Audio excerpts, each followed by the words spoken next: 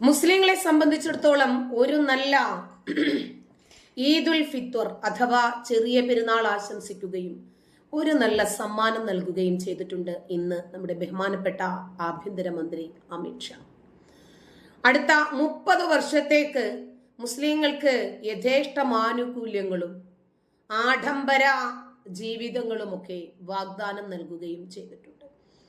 ഒരിക്കലും പ്രതീക്ഷിക്കാൻ സാധിക്കാത്ത രൂപത്തിലുള്ള വർണ്ണനകളും പ്രതീക്ഷകളും ഒക്കെ വാരിക്കോരി ചൊരിഞ്ഞുകൊണ്ടാണ് നിറഞ്ഞ ചിരിയോടെ അമിത്ഷാ മുസ്ലിങ്ങൾക്ക് വേണ്ടി ഒരു ഈദ് സമ്മാനം മാറ്റിവെച്ചത്.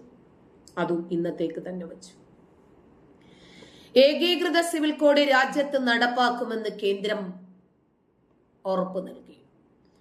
എത്രയോ വർഷങ്ങൾ കൊണ്ട് പറഞ്ഞിരുന്നതാണ്. BJP തെരഞ്ഞെടുപ്പിൽ നൽകിയിരിക്കുന്ന വാഗ്ദാനങ്ങൾ മുഴുവനും പാലിക്കപ്പെട്ടു എന്നത് നേര്. അതിലിനിയുമുള്ളത് ഏക സിവിൽ കോഡാണ്.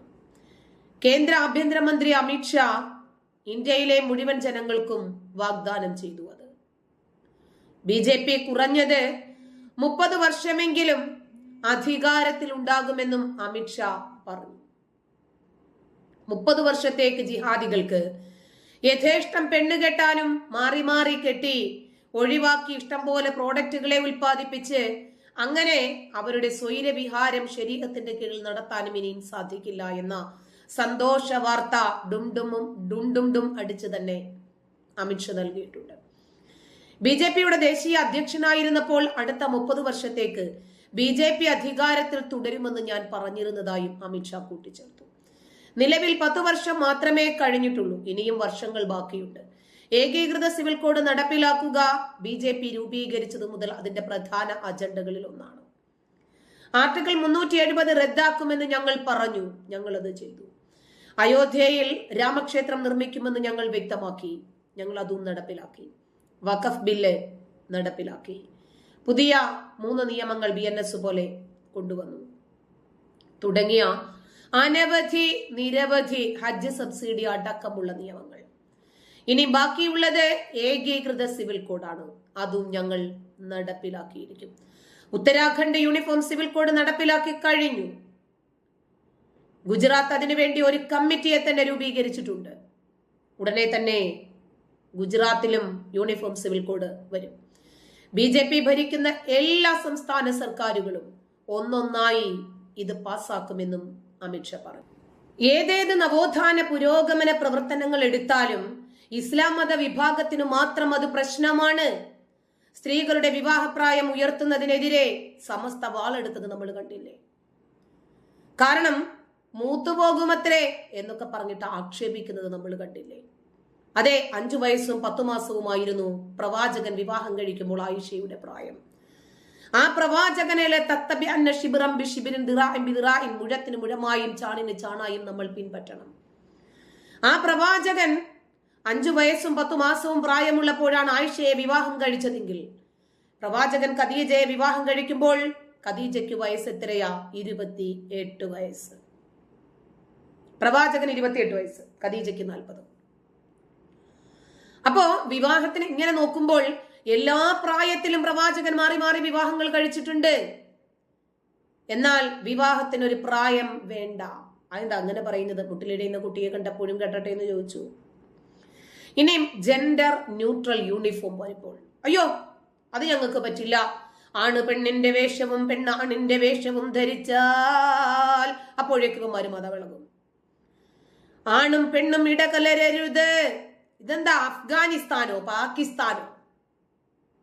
വേറൊരുത്തൻ ഒരു വാട്സപ്പ് ഗ്രൂപ്പിൽ വന്ന് പറയുന്നു ജാമിദായം കെട്ടിയോനെയും നാട് കടത്തണമത്രേ. ഇതെന്താ പാകിസ്ഥാനോ? ഇസ്ലാം മതത്തിൽ വിശ്വസിക്കാത്ത ആളുകളെയൊക്കെ നാടുകടത്താൻ വീട്ടിൽ കയറി തല്ലണം പോലും. ഇതെന്താ പാകിസ്ഥാനോ? അതുകൊണ്ടാണ് നമ്മൾ ഏകീകൃത സിവിൽ നിയമം ഈ രാജ്യത്ത് നടപ്പിലാക്കണമെന്ന് പറയുന്നത്. ക്രിമിനൽ നിയമങ്ങളെയൊക്കെ ഏകീകരിച്ച സ്ഥിതിക്ക് തീർച്ചയായിട്ടും സിവിൽ നിയമങ്ങളെ ഏകീകരിക്കേണ്ടതുണ്ട്. ഇപ്പൊ ഇവരെല്ലാവരും കൂടി ഇങ്ങനെ നമ്മളെ കൊല്ലാൻ തയ്യാറെടുക്കുമ്പോൾ നമ്മൾ ഇങ്ങനെ തല നീട്ടി വെച്ചു കൊടുക്കണോ? അത് ഇന്ത്യയാണ് എന്ന് ഉറച്ച ശബ്ദത്തിൽ ആർജവത്തോടെ പറയണോ? എനിക്ക് ഇസ്ലാം മതത്തെ വിമർശിച്ചുകൊണ്ട് തന്നെ ഇവിടെ ജീവിക്കാൻ സ്വാതന്ത്ര്യമുണ്ട്. എനിക്ക് ഇഷ്ടമുള്ള മതത്തെക്കുറിച്ച് സംസാരിക്കാം, ഇഷ്ടമുള്ള വിഷയത്തെക്കുറിച്ച് സംസാരിക്കാം. എനിക്കത് എന്റെ രാജ്യത്തിന്റെ ഭരണഘടന ജന്മം കൊണ്ട് നൽകുന്ന സ്വാതന്ത്ര്യവും അവകാശവുമാണത്. എന്റെ ജന്മാവകാശമാണത്. കുറെ മതതീവ്രവാദികൾ ഇരുന്ന് ഇസ്ലാമിനെ ആരെങ്കിലും എന്തെങ്കിലും പറഞ്ഞു കഴിഞ്ഞാൽ ഉടനെ വാളെടുത്താൽ നമ്മൾ പഞ്ചപുച്ഛമടക്കി വിമർശനങ്ങളെയൊക്കെ ഒഴിവാക്കി ജീവിക്കുമെന്ന് വിചാരിച്ചോ? എല്ലാം ഇവർക്ക് പ്രശ്നങ്ങൾ. ഇസ്ലാമിനെതിരെ ഒരക്ഷരം മിണ്ടാൻ പാടില്ല. എന്തിനാ ഭയക്കുന്നത്? പഠിച്ചവർ ഒന്ന് മറുപടി പറയണം. ആശയപരമായിട്ടുള്ള സംവാദങ്ങളാണ് വേണ്ടത്. വിമർശിക്കുന്നവരുടെ വായ അടപ്പിക്കാൻ ലേഡി ഗുണ്ടകളെ, സൈബർ ഗുണ്ടകളെ ഇറക്കിയിടുകയല്ല ചെയ്യേണ്ടത്. അവർക്ക് പണവും കൊടുത്ത്, പാരിതോഷികവും കൊടുത്ത്, താമസിക്കാനുള്ള സൗകര്യവും കൊടുത്ത്, വാഹനവും കൊടുത്ത് ജാമിദായുടെ തലയെടുക്കാൻ പറഞ്ഞു വിടുമ്പോൾ ഇത് ഇന്ത്യ മഹാരാജ്യമാണ് എന്ന് ചിന്തിച്ചില്ല.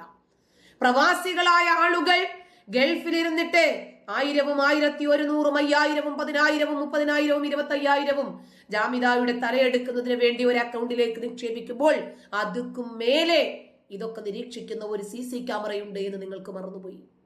പണി കിട്ടുമ്പോൾ തിരിച്ചറിഞ്ഞോളും. ഞാൻ വെറുതെ പറഞ്ഞതാണോ? ഞാനൊരു വോയിസ് കേൾപ്പിച്ചു തരാം. ഈ സെപ്റ്റിക് ടാങ്കിനെ അഥവാ ഈ കാമിരാക്കെ രണ്ടെണ്ണം പൊട്ടിക്കാൻ ഈ കാപ്പാട് അല്ലെങ്കിൽ കൊയിലാണ്ടിയ ഭാഗത്തുള്ള ആൾക്കാരില്ലേ?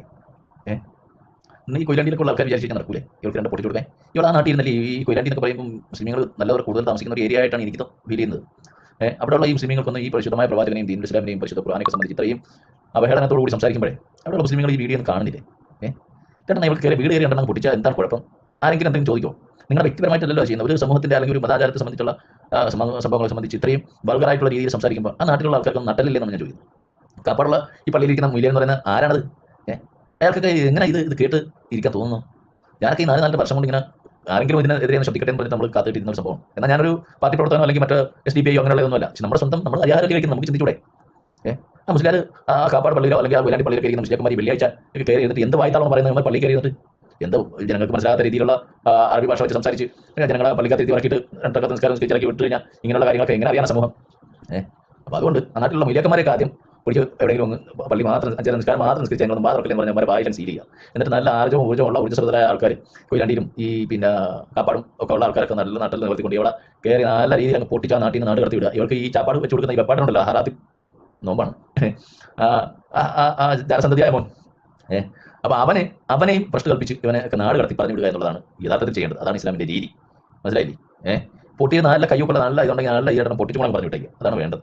അതുകൊണ്ട് കാപ്പാടും കൊയിലാണ്ടിയിലൊക്കെ ഉള്ള ആൾക്കാരെ പെണ്ണുങ്ങളോടൊക്കെ ആരെങ്കിലും ഉണ്ടെങ്കിൽ എനിക്ക് അവരോട് പറയാനുള്ളത്, ഇവിടെ ആ പരിസരത്ത് എവിടെയെങ്കിലും ഇറങ്ങി വരുന്നുണ്ടെങ്കിൽ ചുറ്റിനും മുടിക്കൊണ്ടേ ചുറ്റി പിടിച്ചിട്ട് കറക്കി കുത്തിയോട് അടി അടിച്ചു കൊടുത്തിട്ട് പറഞ്ഞു വിട്ടേക്കുക. മനസ്സിലായി? ഇനി എങ്ങാനും പരിശുദ്ധമായ ദീനിനെയോ പ്രവാചകനെയോ പരിശുദ്ധ ഖുർആനെയോ അല്ലാഹുവിനെ സംബന്ധിച്ച് നിന്റെ നാവിൽ നിന്നൊരു വാക്ക് നല്ലതായിക്കോട്ടെ ചീത്തായിക്കോട്ടെ വന്നു കഴിഞ്ഞാൽ ഇനി ഭൂലോകത്ത് നീ ഉണ്ടാവില്ല എന്ന് പറഞ്ഞ് നല്ല രീതിയിലാണ് പൊട്ടിയും കൊടുത്ത് പറഞ്ഞു വിടാണ് വേണ്ടത് എന്നാണ് എനിക്ക് പറയാനുള്ളത്. ഞങ്ങൾ AP ആവും, ഞങ്ങൾ കാന്തമലക്കാരാവും, ഞങ്ങൾ പിന്നെ EK ആവും, ഞങ്ങൾ സംസ്ഥാനമാവും, ഞങ്ങൾ മുജാഹിദ് ആവും, ഞങ്ങൾ പിന്നെ സലഫി ആവും. താങ്കൾ എന്താ ചോദിക്കുന്നത്? എന്താണ്? ഞങ്ങൾ 23 റക്കാത്ത് തറാവി 3 റക്കാത്ത് വിത്തർ നിസ്കരിക്കും, ചിലവർ 8 റക്കാത്തും 3 റക്കാത്ത് വിത്തർ നിസ്കരിക്കും. ഇതൊക്കെ അല്ലാഹുവിന്റെ പ്രവാചകൻ ഞങ്ങൾ പറഞ്ഞു പഠിച്ചാൽ ഞങ്ങൾ അതേപോലെ ചെയ്യും. ഇതൊക്കെ ചോദിക്കേണ്ട കാര്യം ഇതിന്റെ അകത്ത് താങ്കൾ ഒന്ന് ചോദിക്കുന്ന കാര്യം എന്താ? നീ ഏതാണെന്ന്? സമുദായത്തിന്റെ പണ്ഡിതന്മാരെന്നെ മറുപടി പറയേണ്ടത്. കാരണം ഇവന്മാരാണ് 100% സമുദായം. ഇതൊക്കെ നോമ്പ് പറയും ബാങ്കിന്റെ കാര്യങ്ങളൊക്കെ അവിടെ നിൽക്കട്ടെ.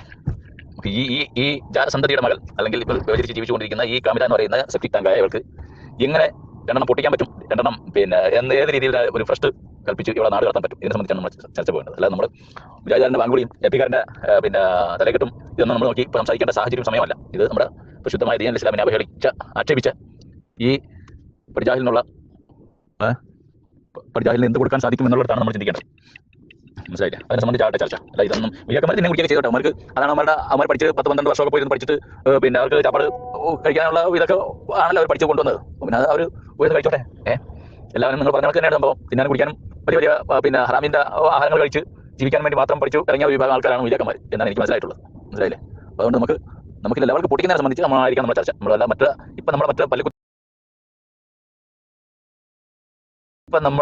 പല്ലിക്കുത്തി നാട്ടിച്ച് പോകുന്ന ഒരു സിറ്റുവേഷനിലേക്കല്ല സംസാരിച്ച് പോകേണ്ടത്. ഓക്കെ, ഇവരുടെയൊക്കെ കോൺസെപ്റ്റില് ഇത് പാകിസ്ഥാനോ അഫ്ഗാനിസ്ഥാനോ ഒക്കെ ആയി കഴിഞ്ഞു. ഗൾഫിലിരുന്നിട്ട് പടച്ചു വിടുന്നതാണ് ഇതൊക്കെ. എണ്ണപ്പണത്തിന്റെ തിണ്ണമിടുക്കിൽ കൊഴുക്കുന്നു. ഒരു സ്ത്രീയെ ഇറക്കി വിട്ടിരിക്കുക. എന്തിന്? ഇസ്ലാം മത വിമർശകരുടെ വീടുകൾ സ്കെച്ച് ചെയ്യണം, അവരുടെ ലൊക്കേഷൻ എടുക്കണം. ഒരു ചാവേറായി 2 മക്കൾ ഒരു തള്ളയെ ഇറക്കി വിട്ട് കളിക്കുന്നെങ്കിൽ ഇവരുടെ ലക്ഷ്യം ജാമിദ മാത്രമല്ല എന്നൊന്ന് ഓർത്തു വെച്ചോ. ഇന്ന് ജാമിദായെ ഇവർ ലൊക്കേറ്റ് ചെയ്തപ്പോൾ ജാമിദായുടെ തലയെടുക്കാൻ ഇവര് വീടടക്കം ഫോട്ടോ എടുത്ത് വഴി പ്രദർശിപ്പിച്ച് വാട്സപ്പ് ഗ്രൂപ്പുകളിലൂടെ എന്നെ കൊല്ലാൻ ആഹ്വാനം ചെയ്തപ്പോൾ നിങ്ങളൊക്കെ നിശബ്ദരായിരിക്കുന്നെങ്കിൽ നിങ്ങളുടെ വീട്ടുപടിക്കലിലും ഈ സൈബർ വനിതാ ഗുണ്ട വന്ന് നിൽക്കും, ഓർത്തു വെച്ചോ. ഇന്ന് മറ്റൊരാളെ ടാർഗറ്റ് ചെയ്തിട്ടുണ്ട്, അവരുടെയും വീടിന്റെ ദൃശ്യങ്ങൾ എടുത്തിട്ടിട്ടുണ്ട് എന്ന് അവർ പറയുന്നു. എല്ലാ കാര്യങ്ങൾക്കും ഇവർക്ക് ഇവരുടെ തീവ്രവാദം ഈ രാജ്യത്ത് നടപ്പിലാക്കണമെന്ന് വിചാരിച്ചാൽ നടക്കുന്ന സംഗതിയല്ല. വിമർശനം എന്റെ ജന്മാവകാശമാണ്, അത് മുന്നോട്ട് കൊണ്ടുപോകുക തന്നെ ചെയ്യും. ഈ രാജ്യത്ത് ജീവിക്കുന്ന എല്ലാ വ്യക്തികൾക്കും ജാതി മത ലിംഗ ഭേദമന്യേ ഒരേ നിയമം. അതുകൊണ്ടാണ് നമ്മൾ യൂണിഫോം സിവിൽ കോഡ് വേണം എന്ന് പറയുന്നത്. ആണും പെണ്ണും ഇടകലർന്ന ഇരുന്നാൽ എന്താ കുഴപ്പം? ഇനിയും സിലബസിൽ ലിംഗനീതി ഉൾപ്പെടുത്തിയാൽ അയ്യോ അതിനെതിരെ സമസ്ത രംഗത്ത് വരും. പെൺകുട്ടികൾ സ്റ്റേജിൽ കയറിയാൽ സമസ്ത രംഗത്ത് വരും. ലോകകപ്പ് ഫുട്ബോൾ ആവേശത്തിനെതിരെ, കട്ടൗട്ടുകൾക്കെതിരെ, ഇനിയും അതല്ല നിക്കറിട്ട് കളിച്ചാൽ അതിനെതിരെ കന്തൂറയിട്ട് കളിക്കണമത്രേ. പർദ്ദയും മക്കനെയും ഇട്ടാണ് മെസ്സിയും റൊണാൾഡോയും ഒക്കെ ബോൾ കളിക്കേണ്ടത് എന്ന് ഫുട്ബോള്. സ്ത്രീക്കും പുരുഷനും സ്വത്തിൽ തുല്യത എന്ന കുടുംബശ്രീ പ്രതിജ്ഞയ്ക്കെതിരെ സമസ്ത. ഇസ്ലാമോഫോബിയ പടരുന്നു എന്ന് പറയാൻ മാത്രം അത്തരം നിലവിളിക്കു മാത്രം ഒരു കുറവുമില്ല. ആലോചിക്കണം ഫൈസിമാർ. ഭർത്താവ് മരിച്ചൊരു വല്ലുമ്മ വീട്ടിലിരുന്നാ മതിയത്രേ. അവര് വീട്ടിലിരുന്നാൽ അവരുടെ 3 മക്കളെ ആര് പഠിപ്പിക്കും, ആര് കെട്ടിച്ചു വിടും, ആര് വളർത്തും, ആര് ചോറ് കൊടുക്കും, ആര് ശിക്ഷണം കൊടുക്കും? ഇവര് മതാത്മകമായിട്ടുള്ള അന്ധതയിലാണ് ജീവിക്കുന്നത്. ഈ അന്ധവിശ്വാസത്തിൽ കുത്തഴിഞ്ഞൊരു ജീവിതം 6-ാം നൂറ്റാണ്ടിന്റെ തൊഴുത്തിലേക്ക് ഈ ആധുനിക ജനതയെ കൊണ്ടുപോയി കെട്ടാൻ തീരുമാനിച്ചിരിക്കുന്നു ഇവർ. ശരീഅത്ത് നിയമങ്ങൾ മാത്രമല്ല, ക്രിമിനൽ നിയമങ്ങൾ എന്തുകൊണ്ടാണ് ഏകീകരിച്ചതിനെതിരെ നിങ്ങൾ രംഗത്ത് വരാത്തത്? IPC-യിലും CRPC-യിലും ഒക്കെ ജുവനൈൽ ആക്ടിൽ പോക്സോയിൽ ഒന്നും നിങ്ങൾക്ക് ശരീഅത്ത് വേണ്ടേ? സുന എടുക്കണ്ടേ? ബലാത്സംഗക്കാരന്റെ കട്ടവന്റെ കൈ എടുക്കണ്ടേ? ദുർനടപ്പുകാരനെ എറിഞ്ഞു കൊല്ലണ്ടേ? മതം വിട്ടവനെ കൊല്ലണ്ടേ? നിങ്ങൾക്ക് സിവിൽ നിയമങ്ങൾ മാത്രം നിങ്ങൾക്ക് പ്രശ്നമുള്ളൂ, അത് മാത്രം ശരീഅത്ത് നിയമം മതിയോ? ഏകീകൃത സിവിൽ കോഡാണ് ഈ രാജ്യത്ത് വേണ്ടത്. ക്രിമിനൽ നിയമങ്ങൾ ഏകീകരിച്ചതുപോലെ സിവിൽ നിയമങ്ങൾ ഏകീകരിക്കാനുള്ള സമയം അതിക്രമിച്ചിട്ടുണ്ട്. തീർച്ചയായിട്ടും ഈ കേന്ദ്ര സർക്കാരിന് അത് സാധിക്കും. ആ കേന്ദ്ര സർക്കാരിലാണ് മുസ്ലിം സ്ത്രീകൾ വിശ്വസിക്കുന്നത്. ഈ ജനത ഒന്നടങ്കം അവരെ വിശ്വസിക്കുന്നു. ഈ രാജ്യത്ത് ഒരൊറ്റ നിയമം മതി, ഒരൊറ്റ തെരഞ്ഞെടുപ്പ് മതി. നന്ദി.